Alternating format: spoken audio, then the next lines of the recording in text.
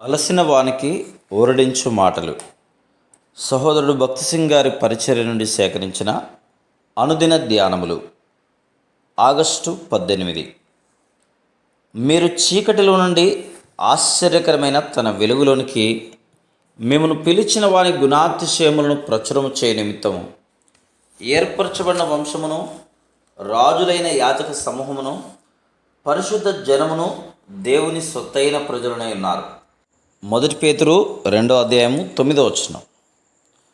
ప్రధాన యాజకుడు ధరించిన నీలి వస్త్రపు అంచున ఉన్న నీలి, ఊదా, రక్తవర్ణపు దానిమ్మ పండ్లకు ఒక ఆత్మీయ భావం కలదు. దేవుని ప్రజలు సమృద్ధి అయిన దేవుని కృపను, సంపూర్ణతను ఏ విధంగా అనుభవించవచ్చునో సాదృశ్య రూపంలో దేవుడు బోధించున్నాడు. సంఖ్యాకాండము 15:37 నుండి 41 నీలివర్ణం యొక్క అర్థము సూచింపబడుచున్నది. ప్రభు తన ప్రజల వస్త్రముల అంచులకు నీలి సూత్రములు తగిలింపవలనని మోషే ద్వారా వారికి చెప్తున్నాడు.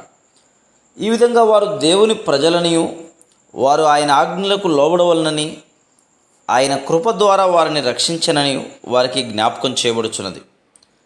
ఇదే విధంగా నీలిరంగు మనం పరిశుద్ధ జనమని, వింతైన ప్రజలమై ఉన్నామని జ్ఞాపకం చేయబడుతుంది. 1 పేతురు 2:9.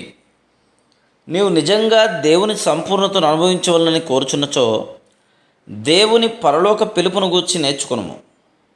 మన ప్రభువైన యేసుక్రీస్తు యొక్క శిరసత్వము క్రింద ఉండి పరలోక మందిరమును లేక పరలోక పరిశుద్ధాలయమును నిర్మించుటకు ఆ పిలుపు ఇవ్వబడింది.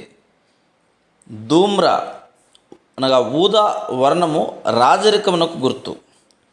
ప్రభువైన యేసుక్రీస్తు సిలువ వేయబడక మునుపు సైనికులు ఆయనకు ఊదారంగు వస్త్రం తొడిగించి, యూదుల రాజా శుభమని చెప్పి ఆయనను అరచేతులతో కొట్టి హేళన చేసిరి.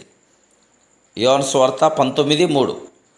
ఊదారంగు వస్త్రం రాజులు మాత్రమే ధరించుదురు కనుక దానిమ్మ పండ్లలోని ఊదారంగు దేవుడు మనలను తన రాజరికము క్రిందకు రావాలని కోరుచున్నాడని తెలియజేస్తుంది.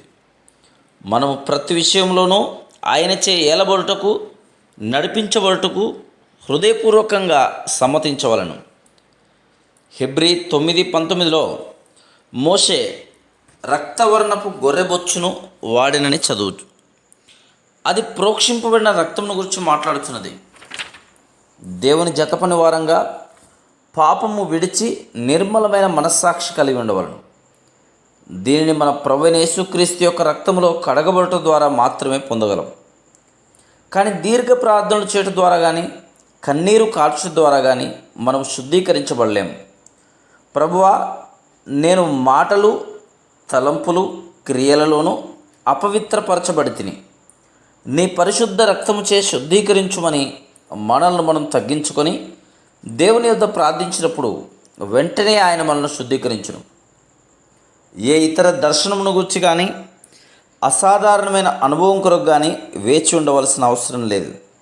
నీవు శుద్ధీకరించుమని అడిగిన క్షణంలోనే శుద్ధీకరించబడదు.